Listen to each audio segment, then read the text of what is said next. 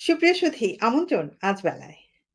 Paradoxical স্বৈরাচার পর্বে আজ থাকছে পঞ্চম কিস্তি।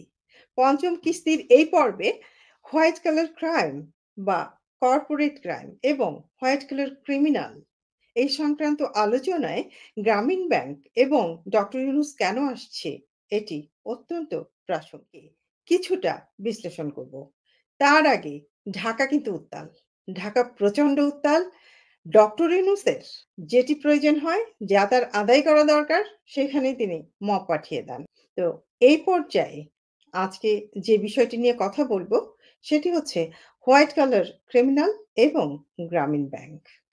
আগামী ৫ বছরের জন্য আয়কর অব্যাহতি সুবিধা পেল অন্তর্বর্তীকালীন সরকারের প্রধান উপদেষ্টা ডক্টর মোহাম্মদ ইউনূসের প্রতিষ্ঠিত গ্রামীণ ব্যাংক।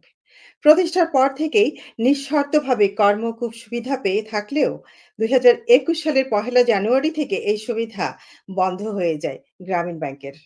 এবার নতুন করে প্রতিষ্ঠানটি সব আয় করমুক্ত ঘোষণা করেছে সরকার। ২০২৯ সালের ডিসেম্বর পর্যন্ত এই সুবিধা ভোগ করবে প্রতিষ্ঠানটি।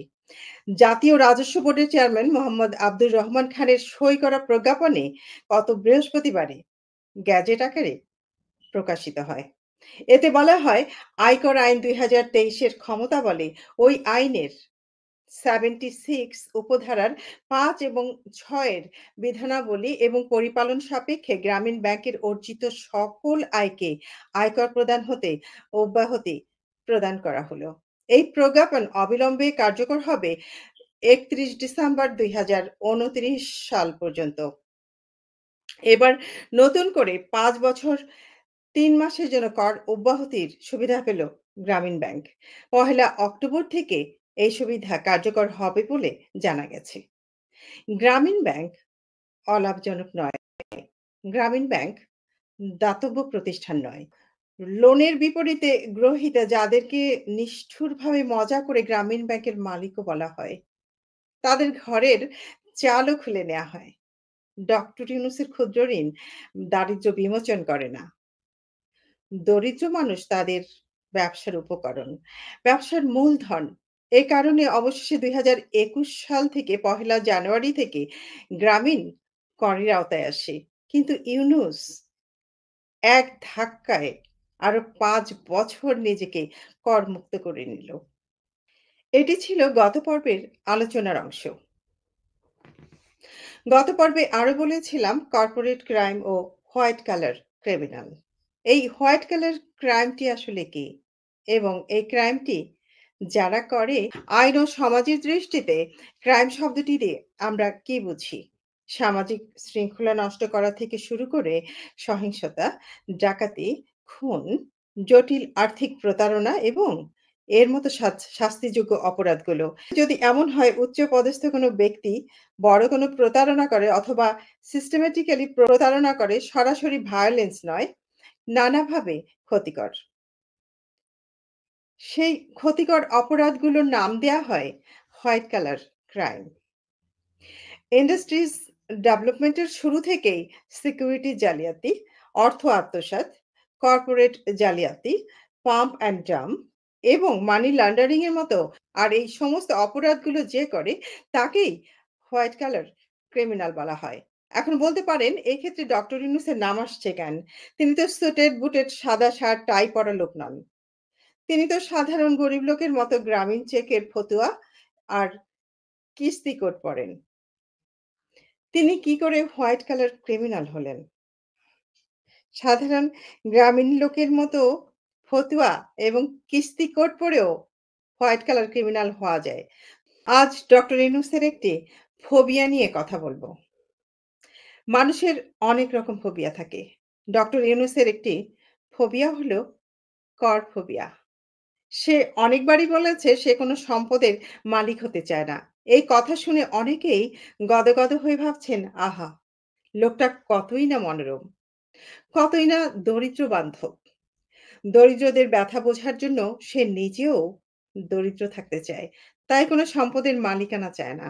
এই আহাপাটি এবার তার বাকচাতুর্যে ধোঁকা খেয়েছে। একবারও ভেবে দেখেননি এই সম্পদহীন লোকটির জীবনযাপন আসলে কেমন? কিভাবে সে চাইলেই মুহূর্তের মধ্যে এদেশ ওদেশ করতে পারে। বিপরীতে একজন সম্পদহীন দরিদ্র মানুষের জীবন কেমন? তবে ডক্টর ইউনূসের আর্থিক লেনদেনের মৌলিক প্যাটার্ন খেয়াল করলে বোঝা যায় সমস্যাটি কোথায়। তার একটি নিনজা টেকনিক আছে। আর এই নিনজা টেকনিকটি হলো তিনি উপার্জনকৃত টাকা-পয়সাগুলো নিজেরই গড়া দাতব্য প্রতিষ্ঠানে দিয়ে দেয়। তাও আবার মৃত্যু ভয়ে ভীত হয়ে। তারপর সেখান থেকে সে নিজে এবং তার পরিবারের লোকজনের জন্য ইচ্ছেমতো খরচ করে। সরকার ট্যাক্স চাইতে এলে দাতব্য প্রতিষ্ঠান দেখিয়ে বলে, "আমি গরিব, সবই দান করে দিয়েছি। যেহেতু আমার সম্পদ নেই, সেহেতু ট্যাক্সও নাই।" ৪ঠা আগস্ট আদালতের রায় একটি মামলায় ইউনূসকে ৳৬৬৬ কোটি টাকা কর দিতে বলা হয়। যা ২০২১ থেকে হিসেব করলে ২০২১ থেকে তার আয়ের গ্রামীণ ব্যাংকের আয়ের শুধুমাত্র ট্যাক্সের টাকা। এই টাকা নির্ধারণ করা হয়েছিল। তিনি কিন্তু গ্রামীণ ব্যাংক শুরু করেছেন সেই এরশাদের সময় থেকে। তখন থেকে যদি হিসেব করেন, সে পরিমাণটি ক্যালকুলেটর দিয়ে হিসেব করতে হবে।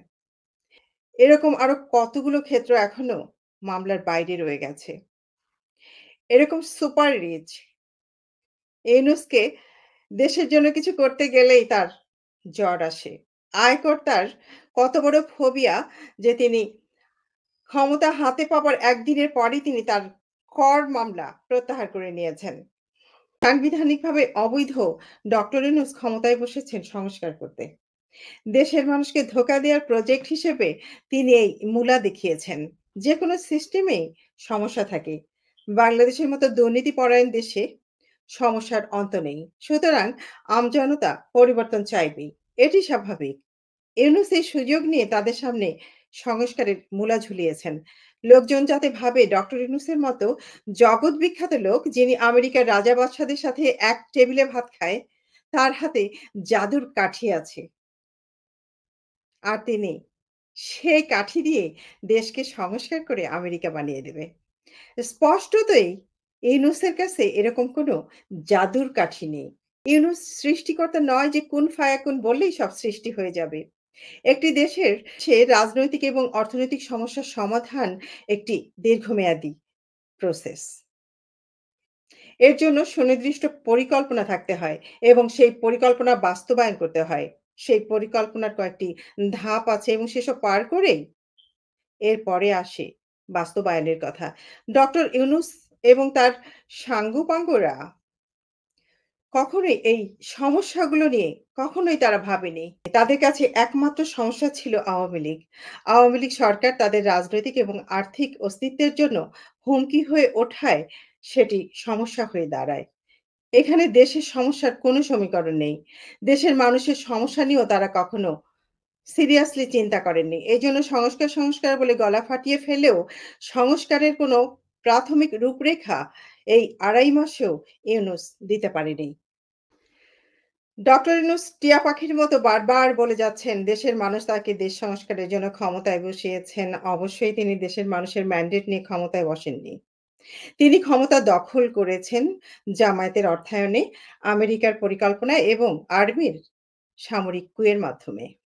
সমন্বয়ক গোষ্ঠী মূলত জামাত শিবিরের লোকজন, যারা আমজনতা হিসেবে সাধারণ মানুষকে ধোঁকা দিয়ে প্রোপাগান্ডার মাধ্যমে সরকার বিরোধী স্লোগান দিতে প্রমোট করেছে।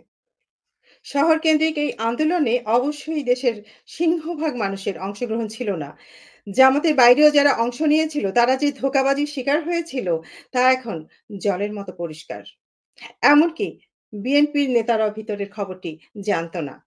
এই আন্দোলনে কখনোই ইউনূসের দেশ সংস্কারের প্রসঙ্গ ছিল না। বাহ্যিকভাবেও ইউনূসও সম্পৃক্ত ছিলেন না। তবে তিনি অবশ্যই আমেরিকা, জামাত এবং আর্মির এই ষড়যন্ত্রের অংশ ছিলেন এবং পরিকল্পনায়ও ছিলেন। সরকার ফেলতে সফল না হলে কি হবে সে আশঙ্কায় তিনি ফ্রান্সে চলে যান। ৫ই আগস্টের পর পরিস্থিতি বুঝতে সময় নেন আরো ৩ দিন। সংস্কার হলো ডক্টর ইউনূসের মূলা। আমেরিকার সহায়তায় তিনি নিজেই ক্ষমতায় বসেছেন। মূলাটি ঝুলিয়েছেন যাতে দেশের লোকজন কিছুদিন শান্ত থাকে। এর মধ্যেই তিনি শুধু নিজের এবং দেশবিরোধী অপশক্তির আর্থিক ও রাজনৈতিক সুবিধা নিয়ে কাজ করছেন। সংস্কার গীত গেয়ে তিনি নিজেদের পকেট ভারী করছেন। দেশের মানুষের জন্য আর্থিক এবং আইনের শাসন ধ্বংস করা ছাড়া কিছুই করছেন না। মানুষ তার গায়েবী সংস্কার ফর্মুলায় বেশিদিন বিশ্বাস করবে না। এটি তিনি নিজেও জানেন। তবে মানুষ জাগতে, জাগতে নিজের পকেট ভারী করে দৃশ্যপট থেকে ভাগতে তিনি আদৌ সমর্থন হবেন কিনা সেটি কি তিনি জানেন? আলোচনার শুরুতেই বলেছিলাম হোয়াইট কলার ক্রিমিনাল এবং হোয়াইট কলার ক্রাইম এই এটি সত্যিকার অর্থে একটি তাত্ত্বিক বিশ্লেষণ। এটির সঙ্গে যদি আপনি যোগসূত্র মিলিয়ে নেন, নিজের সঙ্গে গ্রামীণ ব্যাংক, ডক্টর ইউনূস এবং বাংলাদেশ আর্থসামাজিক প্রেক্ষাপট, তাহলে আপনি পেয়ে যাবেন কিভাবে হোয়াইট কলার ক্রাইমটি হয়েছে গ্রামীণ ব্যাংকের মাধ্যমে। কিভাবে বাংলাদেশের মানুষের সঙ্গে প্রতারণা করা হয়েছে। যদিও একটি ক্ষুদ্র ঋণ সংস্থা গ্রামীণ ব্যাংক, তবুও বিশাল আকারের মানি লন্ডারিং হয়েছে এই গ্রামীণ ব্যাংকের মাধ্যমে এবং ডক্টর ইউনূসের আরো বাদবাকি দাতব্য প্রতিষ্ঠান হিসেবে যেগুলোকে এস্টাবলিশড করা হয়েছে সেগুলো। ডক্টর ইউনূস দীর্ঘদিন ধরে কর ফাঁকি দিয়ে যাচ্ছেন এবং এটি বাংলাদেশের জনগণের টাকা, এটি বাংলাদেশ সরকারের টাকা, এটি একটি অপরাধ।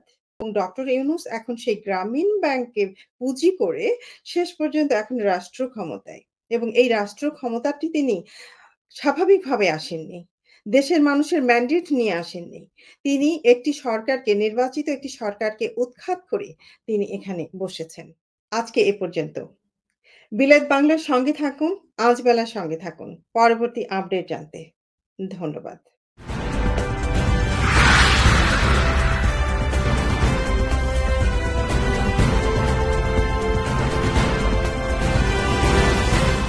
আপনারা দেখছেন বিলেত বাংলা।